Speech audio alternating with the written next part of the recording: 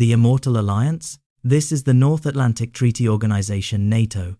To its supporters, it is the gold standard of modern military alliances, a shield that has protected the free world for nearly a century. To its critics, it is an aggressive relic of the past, a tool of Western hegemony that provokes conflict rather than preventing it. Born in the freezing paranoia of the Cold War, its original mission was singular and clear: to contain the Soviet Union. In that mission, it succeeded spectacularly. The Soviet Union collapsed in 1991. In theory, NATO had lost its raison d'etre. Leaders in Europe and North America could have breathed a sigh of relief, declared mission accomplished, and consigned the alliance's flag to a history museum. Yet, the reality was the opposite. Instead of fading away, NATO stands taller than ever. It has pushed aggressively eastward, expanding from 12 founding members to 32 nations today, its borders now pressing against the very gates of Russia. But why? Why does an instrument of war refuse to vanish when peace is declared? Why does a hammer still exist when the nail is gone? To answer that, we must peel back the layers of history, going back to where it all began. Washington, D.C., 1949. The three pillars of NATO. Europe had barely caught its breath from the devastation of World War II before it found itself staring down the barrel of another conflict. U.S. Secretary of State Dean Acheson sat solemnly at the head of the table.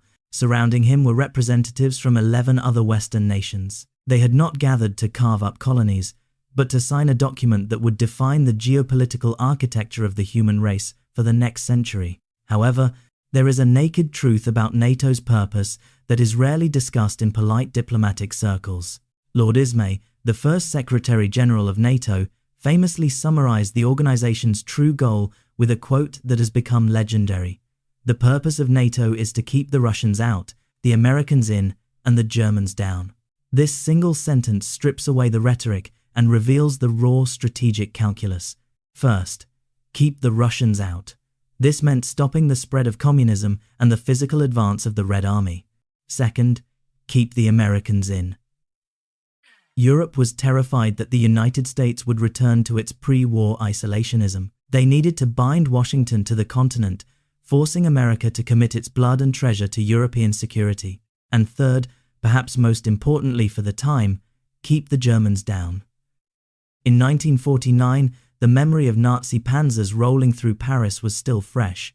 Europe didn't just fear Stalin, they feared a third resurgence of German militarism.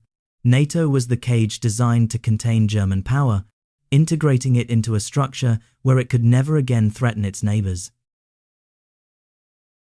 The long telegram and the birth of containment. To understand the fear that drove this alliance, we look to 1946. George Kennan, the deputy chief of mission at the U.S. Embassy in Moscow, sent a classified cable to Washington known as the Long Telegram. In it, he painted a grim picture. He declared that the Kremlin viewed the post-war world as a zero-sum game, a fight to the death between capitalism and communism. According to Kennan, Moscow would do everything in its power to expand its sphere of influence. Peaceful coexistence, he argued, was a fantasy. For the United States, the big brother of the capitalist bloc diplomacy was no longer enough. President Harry S. Truman subsequently unveiled the containment policy, designed to wall off Soviet expansion. But money alone was not a cure-all. Stalin had proven his willingness to use force with the Berlin blockade of 1948. The West needed more than economic aid. They needed a military fist. And the heart of that fist is Article 5 ***. It states simply, an armed attack against one or more of them shall be considered an attack against them all. This was a revolutionary vow. It meant that a Soviet tank crossing into West Germany would be treated the same as a Soviet tank rolling down Pennsylvania Avenue in Washington, D.C. It provided the ultimate deterrent, placing every member nation under the terrifying umbrella of America's nuclear arsenal. The machinery of consensus. Before we discuss the expansion, we must understand how this machine actually works, because its structure is both its greatest strength and its most crippling weakness. NATO is not an empire. It is an alliance of sovereign states. This means the United States, despite being the most powerful member, cannot simply issue orders. Every major decision, from accepting a new member to launching a military operation, requires unanimous consensus. This means that all 32 member states must agree. A single no from a small country like Luxembourg or Iceland can technically block the entire alliance. This structure was designed to ensure unity, but in practice, it often leads to paralysis. We saw this clearly in recent years, when Turkey single-handedly delayed the entry of Sweden and Finland, using its veto power as leverage to extract political concessions. This consensus rule turns NATO headquarters in Brussels into a constant diplomatic battlefield, where decisions are often watered down to the lowest common denominator to keep everyone happy. It is a slow, clumsy beast, but when it finally decides to move, it moves with the weight of half the world's economy behind it.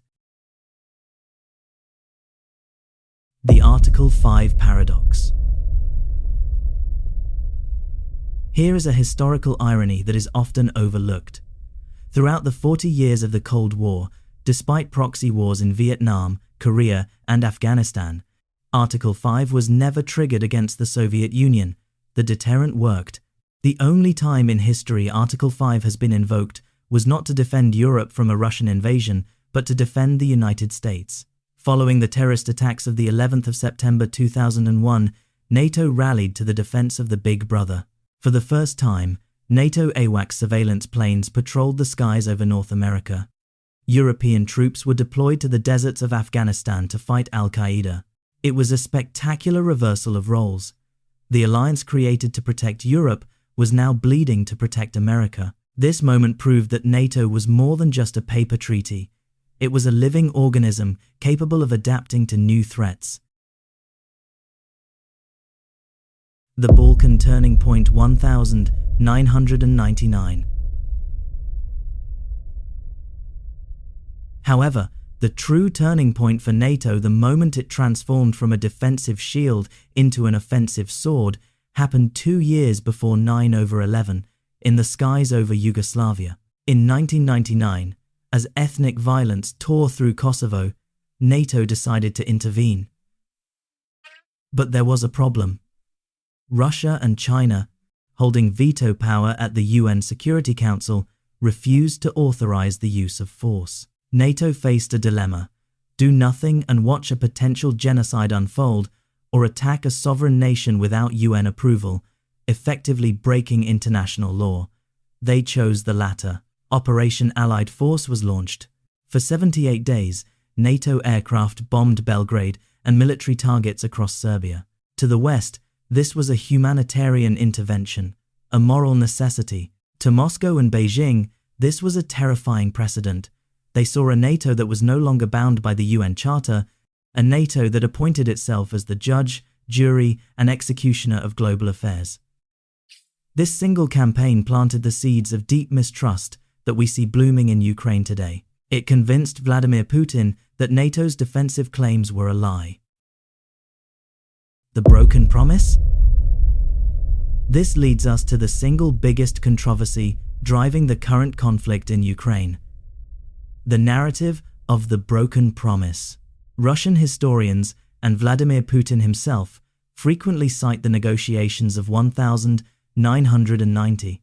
They claim that US Secretary of State James Baker explicitly told Soviet leader Mikhail Gorbachev that if a reunified Germany joined NATO, the alliance's jurisdiction would move not 1 inch eastward.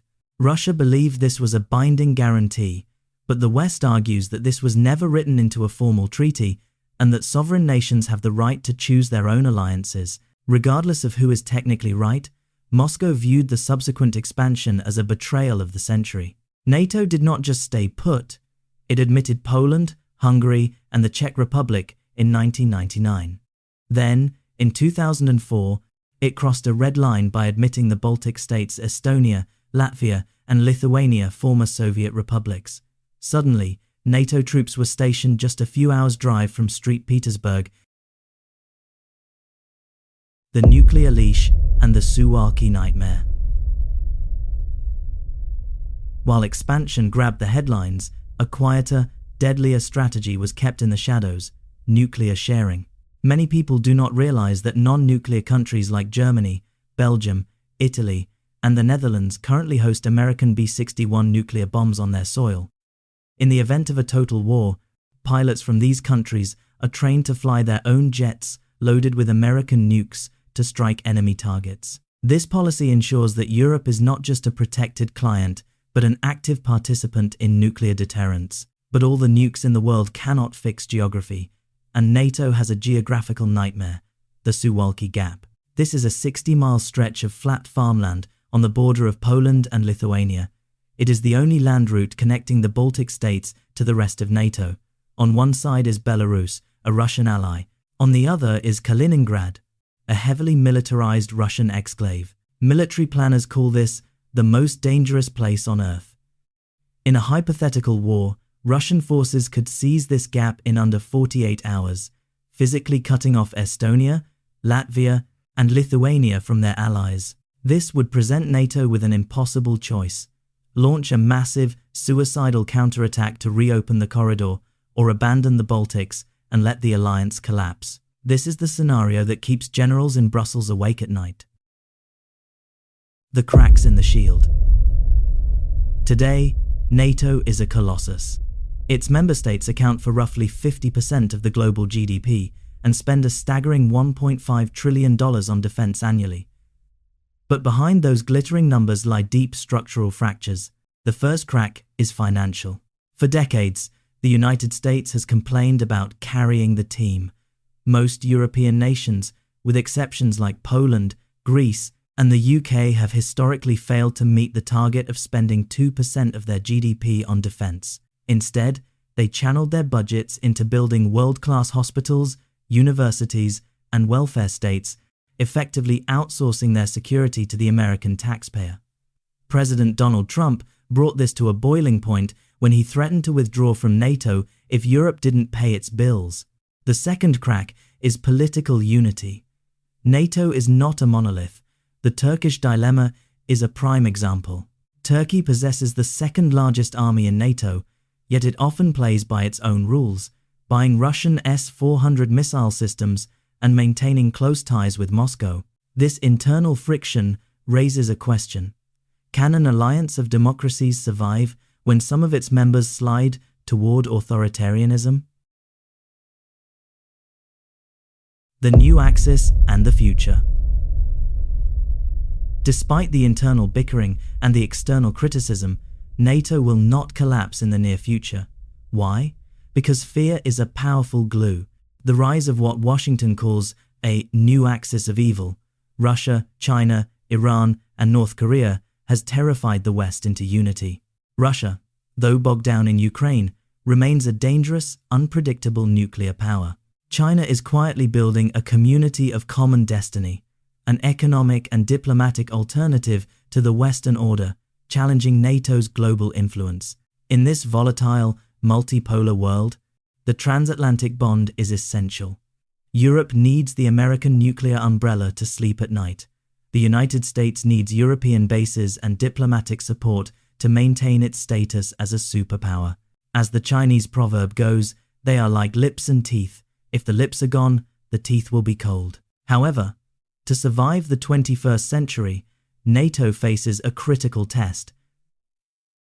It must solve the burden-sharing equation. Europe must rearm and take responsibility for its own backyard, or risk the alliance collapsing from within before a single shot is fired by the enemy. Conclusion. From the rubble of 1945 to the digital battlefields of 2025, NATO has defied every prediction of its death. It is a clumsy, bureaucratic, expensive, and often quarrelsome beast. But as long as fear exists in the hearts of nations, the alliance will remain. Now, I want to hear from you. Do you think NATO is still necessary in the modern world? Or does its expansion provoke more conflict than it prevents? And is the broken promise a valid argument for Russia's actions? Let me know your thoughts in the comments below. The best arguments might be featured in our next video. If you enjoyed this deep dive, please help us beat the YouTube algorithm by smashing the like button and sharing this video with fellow history enthusiasts. And if you haven't already, hit subscribe and ring the bell to join the Inquisitive community. Thank you for watching, and see you in the next one.